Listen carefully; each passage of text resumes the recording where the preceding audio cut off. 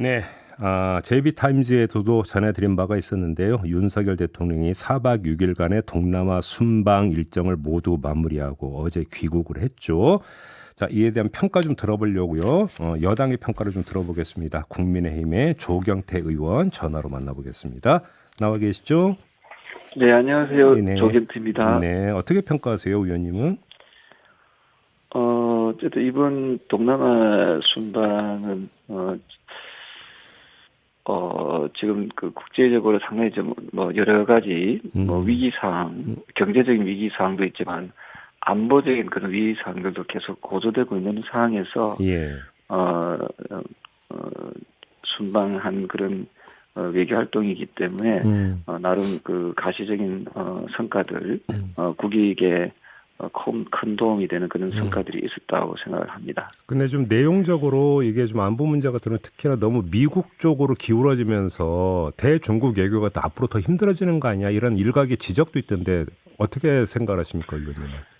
사실은 우리가 일반적으로 정치 외교, 정치 안보와 또 경제 분야는 또 분리할 수밖에 없고요. 음, 어쨌든 그 우방 국가와 또 적대 국가들은 지금 그 구분이 될 수밖에 없는 상황이거든요. 네, 잘 아시다시피 유럽 국가가 러시아하고 그 무역은 해왔지만 또 하고 있지만 사실은 적대 국가이거든요. 음, 따라서 그 유럽 국가들이 한 30여 개국이 나토 동맹국을 형성해서 해마다 어떤 총회라든지 군사훈련을 통해서 러시아와 맞대서 지금 그 어떤 대응하고 있는 그런 모습들을 많이 보여주고 있거든요. 예, 저는 동남아시아 또 아시아 국가에서 역시도 음, 경제적인 그런 관점에서는 서로 교류하고 음, 그 해야 됩니다만은 뭐 비근한 대로 미국이 중국 또는 러시아와 또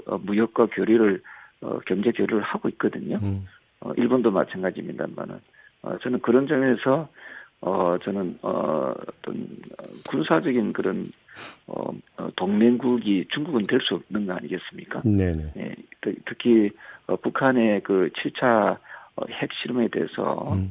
한미일이 이 단단한 그 공조를 이루는 것은 우리나라의 그 안보적인 측면에서는 저는 상당히 좀 긍정적이다 이렇게 보고 있습니다. 알겠습니다. 그 관련해서 좀 이제 그 불거진 논란거리가 몇 개가 있기 때문에 이에 대한 의원님이 좀 견해 좀 여쭤보겠는데요. 예를 들어서 MBC 기자 그 전용기 탑승 불허 결정이라든지 그다음에 프놈펜에서 발리로 이동하는 그 전용기 안에서 특정 언론사 기자 2명만 따로 불러서 대화를 했다든지 이런 점은 어떻게 평가를 하세요? MBC 뭐 전용기 탑승 그를 했던 것은 뭐 취재 그분은 아니고요. 이 음, 부분은 사실 MBC가 좀 일단 대통령이 그 해외 순방하는 거는 개인적인 뭐 목적을 위해서 가는 건 아니지 않습니까? 네, 바로 그 국가대표 선수로서 음, 국익을 좀 위해서 가는 어떤 회담이나 순방인데 여기에 대해서 그 MBC가 조금 간과한 부분이 있지 않은가 하는 생각을 합니다. 지난번에 비스거 논란이 났었을 때 음, 이게 과연 그 미국 백악관에다가 이메일을 주면서 음, 너네 우리나라 대통령이 비서고를 썼는데 너네는 어떻게 입장이 어떠냐는 음, 식의 음, 그런 어떤 입장을 그 묻는 그런 게 과연 국익에 과연 어떤 도움이 됐는지 그 당시에 미국의 대통령이 이걸 꼬투리 잡아서 크게 우리나라의 여러 가지 상황에서 좀 불이익을 크게 가했다면은 이건 국익에 좀 치명상을 입히는 부분이 아니었겠느냐는 거거든요. 그래서 뭐 저는 지금 이건 MBC 채널이기 때문에 MBC 건에 대해서는 제가 추가 질문은 뭐 굳이 안 드리겠고요. 그 네, 전용견에서 그 채널 A 기자와 CBS 기자만 따로 불러서 1시간 대화한 건 어떻게 평가하세요? 채널 A하고 CBS 기자입니까? 예, 그렇습니다. 전용견에서 아, 따로 부른. 전용기 안에서 뭐 예. 그거는 뭐 그분들 이제 뭐 CBS와 그 채널 A의 기자분들하고 뭐 대화 나눈 부분은 어떤 연유인지 모르겠지만 음. 그게 뭐 굳이 뭐 편향적인 보도를 해달라 뭐 이런 요청은 아니었던 것 같은데요. 근데 아마 이 점이 있는 것 같아요. 그러니까 보통 그 정상회담이 있고 나서 기자들의 질문을 받은 바도 없고 보통 이제 대통령이 해외 순방을 할 때는 전용기관에서 간담회 이런 걸 통해서 이제 그 공식적으로 브리핑 이런 걸 하는데 이것도 하지 않은 상태에서 기자 2명만 따로 불렀기 때문에 좀 논란이 되는 거 아니겠습니까? 글쎄요, 그게, 뭐, 어떤 연유인지 모르겠지만, 음, 지난번 미국에 그 순방 갔었을 때, 음. 그때의 어떤 뭐 여러 가지 그 상황들에 대해서, 조금 뭐 극도로 조심하기 위해서 뭐 했던 뭐 모습일 수도 있기 때문에 예, 그 예. 내용들은 뭐 CBS 기자분이나 아니면 채널 A 기자분에 대해서 한번 뭐 얘기들이 나온 게 있으면 뭐 그 부분을 좀 확인하는 게 또 좋겠다 생각을 합니다. 알겠습니다. 또 한 가지는 이제 김건희 여사의 행보인데요. 그러니까 이제 그 다자 외교였기 때문에 이제 그 동양한 이제 여러 영부인이 그러니까 계시지 않겠습니까?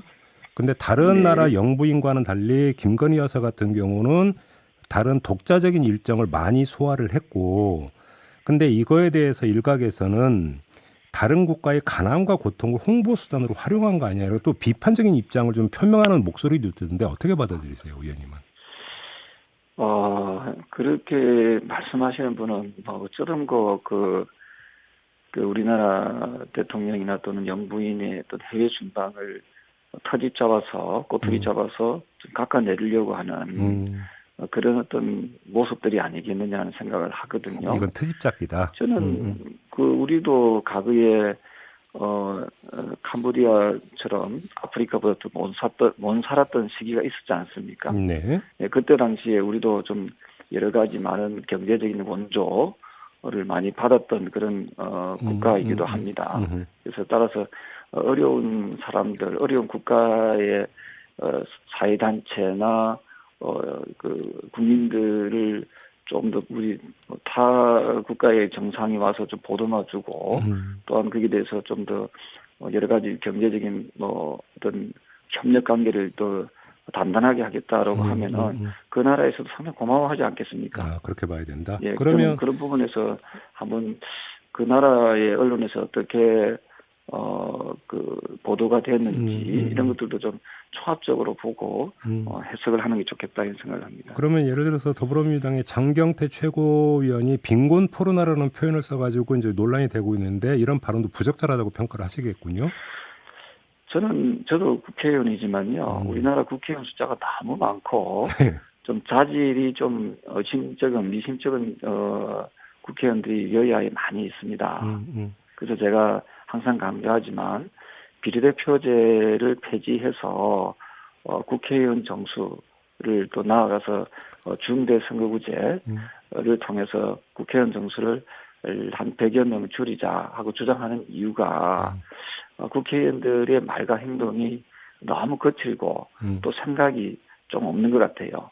그래서 이런 부분은 저 역시도 국회의원이지만 국회의원으로서의 어떤 그 부족함을 저희들은 그 솔직히 인정하고 저희들은 좀 더 공부하고 또 배우는 자세가 필요하고 방금 말씀드렸던 대로 국회의원 역시도 국민을 위한 대표자지 않습니까? 네네. 그렇다면은 해외에 순방 중인 대통령 또는 어떤 영부인에 대해서는 우리 스스로가 깎아내리는 것은 제 얼굴에 침뱉기거든요. 알겠습니다. 그래서 이런 부분은 조금은 의원으로서 뭐 일반 시민들은 모르겠습니다만 국회의원으로서는 좀 자질이 상당히 의심스럽다 이런 말씀드리고 싶습니다. 자, 요번 질문 드리는 것은 아무래도 이제 대통령의 순방 외교와 12구 참사의 경계 지점에 있는 한 장면인 것 같은데요.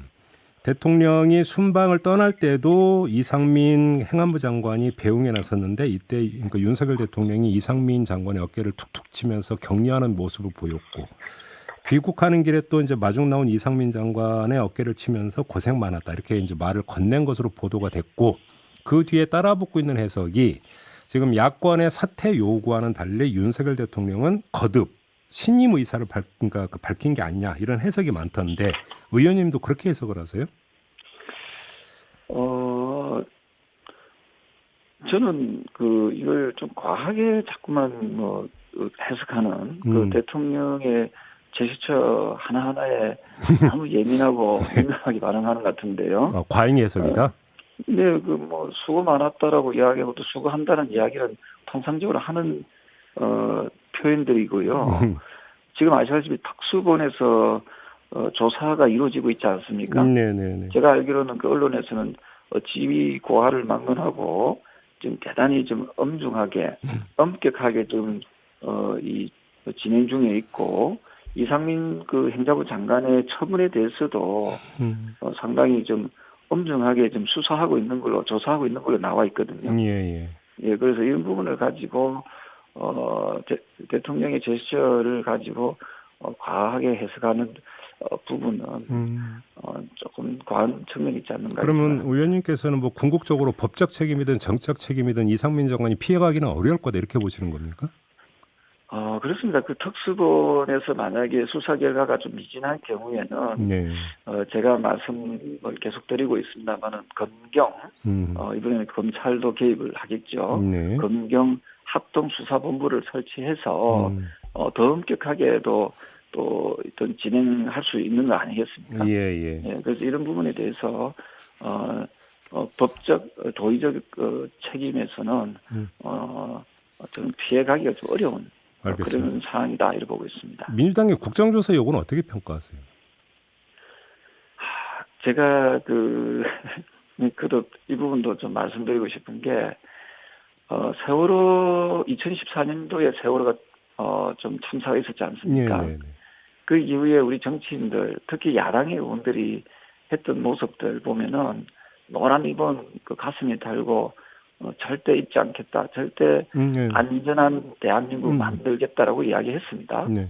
그런데 지금까지 해온 우리 국회의원들 모습들 과연 법과 제도에서 안전한 대한민국을 만들기 위해서 최선의 노력을 다했나요? 네. 이태원 참사 있기 전에 이태원 축제가 열렸는데요. 이태원 축제 열렸을 전에 바로 뭐가 있었는가 하면 국정 감사가 있었습니다. 네. 국정감사 때 수십 명의 국회의원들 또 야당 의원들 과연 안전에 대해서 특히 이태원 축제와 관련한 안전에 대해서 말한 정치인이 있습니까? 저는 항상 우리 정치인들이 보면은 어떤 큰 사고가 터지면은 알겠습니다. 자신들의 어떤 법과 제도의 미비점은 얘기를 하지 않고 자꾸만 남 탓하는 그런 못된 버릇들이 있습니다. 그래서 제가 이 참사가 난 이후에 299명 전원이 보통 국회의원들 앞에 보면 그 중앙 계단에서 데모 많이 하거든요. 예. 그 바로 앞에 다 무릎 꿇고 석고 대지하자고 제가 주장했는데 아직까지 국회의원들이 응답이 없어요. 그래서 지금 국정조사를 운운하기 이전에 우리의 잘못된 행태들, 우리가 안전한 대한민국을 만드는데 법과 제도를 제대로 갖추지 못하게 한 우리 스스로의 죄에 대해서 물어야 된다. 국정조사 전에 석고대지부터 해야 된다? 그렇습니다. 거기에 여야가 따로 없다? 예. 예, 더 이상 우리 입법부인 국회가 염치 없는 그런 모습들을 보여서는 안 된다. 우리 스스로가 좀 더 책임지는 자세. 알겠습니다. 세월호 이후에 하나도 달라지지 않은 이 국회의 모습에 대해서 저 자신부터 크게 반성해야 된다 이 생각합니다. 네, 마무리해야 될 것 같네요. 고맙습니다, 의원님. 네, 감사합니다. 네, 지금까지 조경태 국민의힘 의원이었습니다.